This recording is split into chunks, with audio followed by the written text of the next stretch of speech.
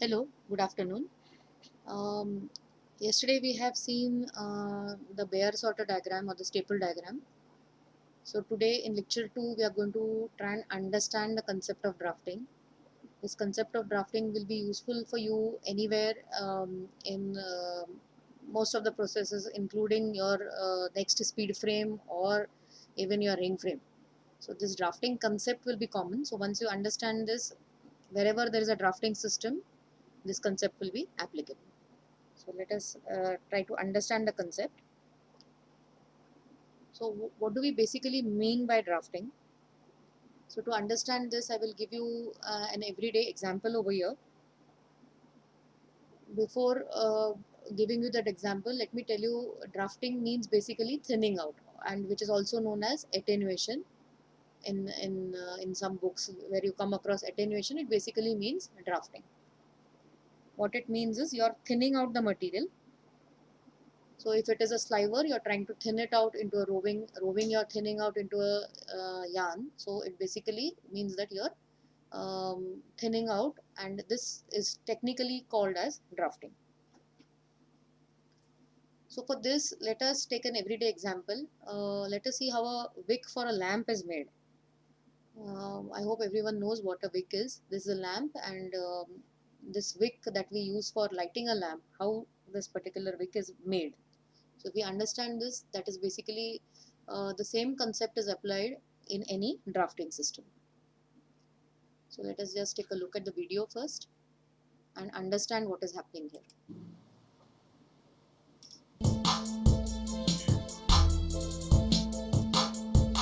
So what you see here is the lady is handling a tuft of cotton fibers, and with her two hands, fingers, she is trying to pull the material by gripping them.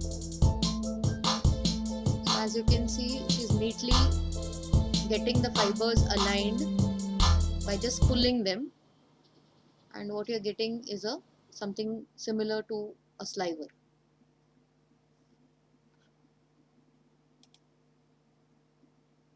So for drafting, if this is it's so simple, so what do we need if we need to actually convert it into a machine which would do this process for us? So what is the requirement? So here you see the hands are actually replaced by two sets of rollers. This set of roller is going to be the grips for the fiber, and as you saw in the process, she's pulling the cotton fibers in between her two hands, the grips. So what is done here for that is these rollers are going to be rotated. The one of the set is called as a back roller. From here the material will be guided towards the front roller. This is a front pair of rollers, and both of them will be rotated.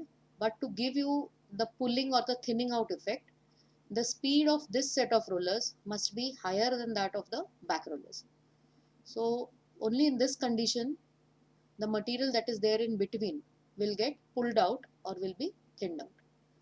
So this is the input side, this is the output side. The rollers will be rotating in the anti-clockwise, the top roller is going to be rotating in the anti-clockwise direction here, and a material will come out from it.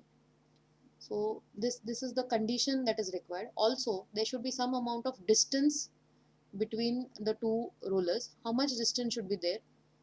So that distance should be slightly more than the length of the fiber that we are processing, because if it is very low, suppose this pair of rollers was somewhere here, what would happen is instead of drafting the material, what will happen is it will grip the fiber. Both these rollers will grip, one roller will grip one end of the fiber and the other one would grip the other end. And what will happen is, because this is at a higher speed as compared to this, the fibers will actually break. So you're damaging the fibers. We do not want to break the fibers. What we want to do is thin out the material without breaking them. So there has to be some amount of distance between these two pair of rollers, and that distance has to be more than the length of the fibers that we are processing. So now probably here you can relate to the earlier lecture in Bayer sorted or the staple diagram, where we learned effective length. So the effective length is going to be used here. The setting, that is the distance between these two pairs of any two pairs of rollers, must be higher than the effective length. So we will again discuss it later on in detail. So let us go further with this. So the conditions for drafting, as I've already mentioned, you need two sets of rollers. The rollers must be pressed against each other to provide a grip. That means if I need to provide a grip at both these places, this is called as a roller nip. The grip is provided at this place wherever the rollers meet, and this is going to be a line where it is meeting. Actually, when you look at it from the side, it will be a line contact. So this particular line is called as a roller nip. The rollers will be pressed against each other. That is a second condition. There should be two sets and the rollers must be pressed against each other. The third condition should be that the surface speed of the output roller, in this case the output roller is the front roller, since the material is moving from left to right. The front roller is the output roller, and this the front roller speed should be greater than the input pair, which is the back roller. Also, as I already mentioned, the distance between the two sets of rollers must be slightly more than the fiber length to avoid the stretching of the individual fibers and breaking them. So since we do not want to break the fibers, we just want to thin the sliver. So the distance must be more than the effective length. So there is some kind of effect that it has whenever you apply a pressure on the rollers. The top rollers are uh, provided with a pressure system, maybe a dead weight or something, which again we will discuss later in detail. Some amount of weight is applied on the top rollers so that the top rollers are very much in contact with the bottom rollers, and this pressure that we apply here has some effect. So what is that effect, we will see, and it has got a large influence over the properties of the sliver that this particular drafting system will deliver. So here we see again a back roller and a front roller, and this arrow shows some amount of pressure that we are applying to provide a grip here, and the area between these two sets is called as a drafting zone, and this is sliver which we are feeding. So there must be some amount of pressure applied between the rollers to provide a grip, and the pressure, although it is applied vertically like this, I mean the pressure is applied from the top and the pressure is applied vertically, there will be something known as the friction field, which is going to be created on both sides of the roller nip. If this is a roller nip, pressure is applied here, there is going to be a friction field created in this area, not only at the nip but on either side of this particular nip. Even for the front roller, there is going to be a friction field which is being created horizontally on both the sides of this particular grip. So let us see what is a friction field and how does it look like, and what is the influence of this kind of a friction field which is there. Since the friction field spreads into the fibers on both the sides of the roller nip, it creates friction between the fibers. So this kind of friction which is created between the fibers, it has some kind of a effect. The intensity of the field is maximum at the roller nip and declines on either sides of the nip. That means the friction field or the intensity of the field is maximum at the roller nip, and as you go on either side of the nips, you find that the intensity declines or it reduces on either side. Also, more the number of fibers between the roller nip, more is the friction field length extending into the drafting zone.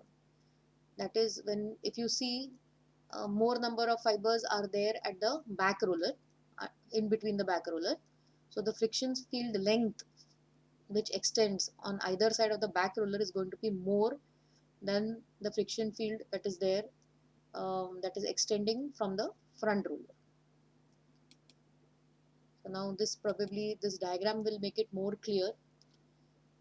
This particular diagram shows um, actually the back roller nip and the front roller nip from the top. It's a top view, and there are three cases that are shown.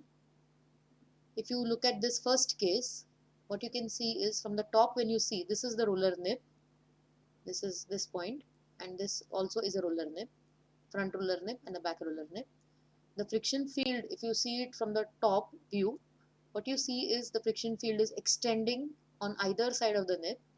Here also it is extending on either side of the nib, but there is a that influence of the back roller ends here, and for the front roller it begins from here. So there is a huge distance between the two. In the second case, this is an overlapping friction force field where the back roller nib, the friction field extends right up to here, and the front roller friction field also is extending somewhere beyond the middle of the drafting zone. So what is happening is, you see for some amount of region here, the front and the back friction field are overlapping. The third case, which is also the ideal friction force field, is where the back roller nib has a friction field which extends somewhere right up to the front roller, and the front roller influences some amount of friction field which does not overlap but just begins where the back roller nib ends, and it's a ideal kind of a situation. So what is the effect of these three cases, or these three different types of overlapping, or whether it is normal or if it is ideal? What kind of influence does it have on our output sliver? Let us see that. The friction field, if it is there, it basically helps in guiding the fibers from the input roller to the output roller. The fibers are moving like this from back roller nib to the front roller nib. What happens is, if there is a friction field, the friction field helps in guiding them from the input roller, which is the back roller, to the front roller.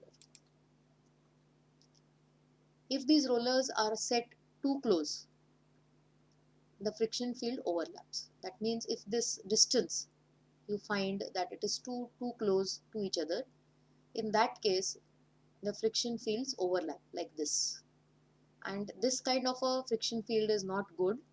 It causes disturbances in the drafting process, and as soon as it causes disturbances, you will get an uneven output sliver.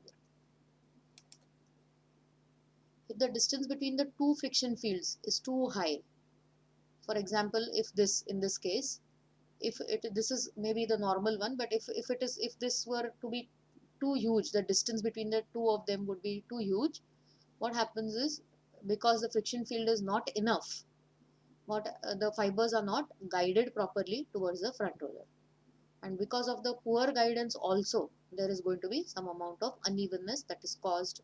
It leads to unevenness in the output material.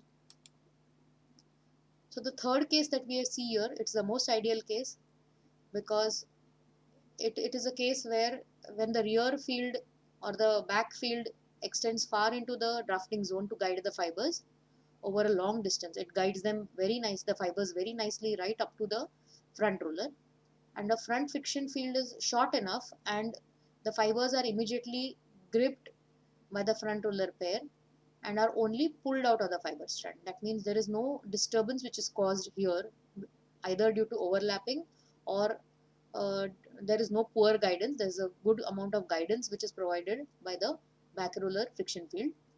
So this is the most ideal condition, but you will rarely find this. If we can, in fact, amongst these two, the first and the second case, the first is better. The second should never happen. The first one, you should try to bring this friction field as close as possible to the front friction field. So this is done by applying pressure, and the normal pressure that you apply would be around 60 to 80 kgs, that is applied on the top rollers of any drafting system. So this is all for today.